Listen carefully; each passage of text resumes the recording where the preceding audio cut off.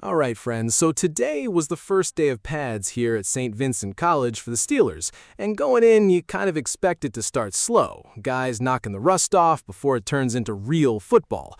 And that's exactly how it went, honestly. Slow start, but the second half of practice picked up in a big way. Guys hitting, 2-minute drill at the end, a whole thing. But out of everything that happened out there today, one moment stood out for the wrong reasons, and I want to get into that first before we talk about who actually looked good and who didn't. Hello, Steelers fans. If you're new to the channel, go ahead and hit that subscribe button. Before we move ahead, let me give you the latest injury update first, because this is the one that actually stuck with me the most from today.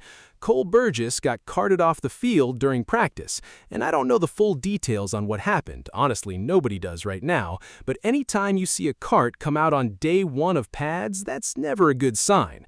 We don't have any real update on severity yet, so I'm not going to sit here and speculate on how bad it is, but it's definitely something I'm going to be watching closely over the next couple days, and the second we get any real word on it, I'll bring it straight to you guys. Now, stepping back from that for a second, let's actually talk about how this practice played out as a whole, because like I said in the intro, it did not start the way it ended.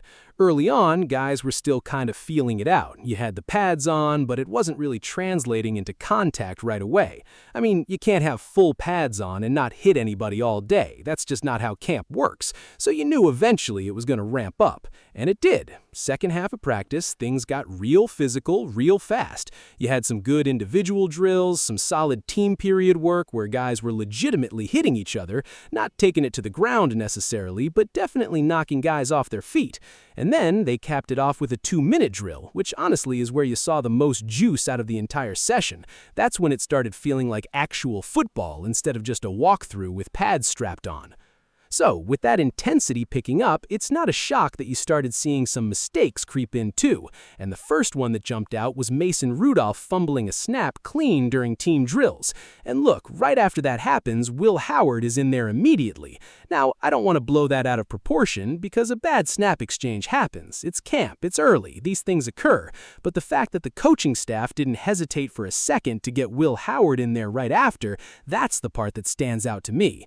Maybe it means nothing at all, maybe it's just standard rotation, but you don't just brush that off either. On the other side of the ball, you had a different kind of moment with Troy Fautanu. He false starts, and the staff sends Broderick Jones in to take his spot, which, fair enough, that's normal protocol. But Troy Fautanu was having none of it. He pushed Broderick Jones right back out and basically said, "Nah, I'm staying out here." And he did. He stayed out there. And honestly, I kind of love that. That's the kind of competitiveness you want to see from a guy in that offensive line room. Somebody who's not just going to accept getting pulled after one mistake. Now let's talk about the backfield for a second, because there's still a lot of mixing and matching happening with this offense. You're seeing a good amount of Rico Dowdle, you're seeing Jalen Warren getting real run in the backfield, and even Travis Homer getting some looks mixed in there too. But here's what's becoming pretty clear the more we watch this camp unfold. Kaleb Johnson seems to be the cutoff point as far as which running backs are actually getting involved with the starters. And on the flip side, Eli Heidenreich is nowhere to be found with that first-team offense, not even a little bit. Now flipping over to defense, because there was something happening there that I think deserves real attention. Spears Jennings is, shockingly, working with the first-team defense for 2 days in a row now. And meanwhile, DeShon Elliott still hasn't been out there. You add in that Darnell Savage got cut over the weekend, and Rayshawn Jenkins just showed up today, so he's obviously not going to be doing much right away, and it starts painting a pretty clear picture. It's looking like Spears Jennings is actually going to get a real shot to prove what he can do. I'm not saying starter, I'm not even saying primary backup necessarily, but just getting legitimately involved in that defense. For a 7th-round rookie, that's big. That's genuinely big. That's a name I'm going to keep tracking closely as camp goes on.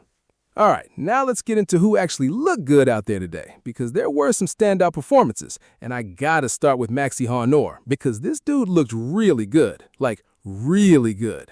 He was going up against Nick Herbig, TJ Watt, Jack Sawyer, and Alex Highsmith in one-on-ones, and he was holding his own against every single one of them. His arm strength, keeping himself extended, staying away from defenders, that part of his game looked unreal today. Honestly, out of everybody on that field, he might have been the single most impressive guy out there. And think about it this way. If your first-round pick is looking this good this early, when the plan was supposedly to slow roll him into the lineup, that's an exciting problem to have. What really stood out to me, too, is that afterward, guys like Jack Sawyer and Nick Herbig were reportedly coming up to him, giving him little pointers, little tips on what they're seeing from their side of the ball. That kind of veteran mentorship, even from guys lining up against him, that's only going to speed up his development even more. And because of how well he's playing, I think we're heading toward a real competition between Iheanachor and Dylan Cook. I don't think this is settled at all. I think it's going to go right down to the wire, because when your competition is playing this well, you have to give him real run. You have to see what he can do with it.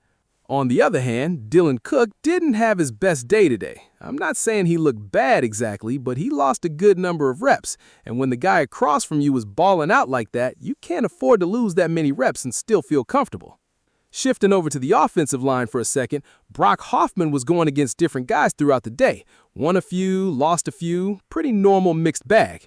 But the guy who got the better of him the most, and honestly the guy who stood out the most in one-on-ones against the interior offensive line as a whole, was Keeanu Benton. That guy looked fast, looked nasty out there. His arm swipes were really clean today, going against the interior guys. And I'll be honest, Keeanu Benton looks like he's playing with a bit of a chip on his shoulder right now, and you can see it.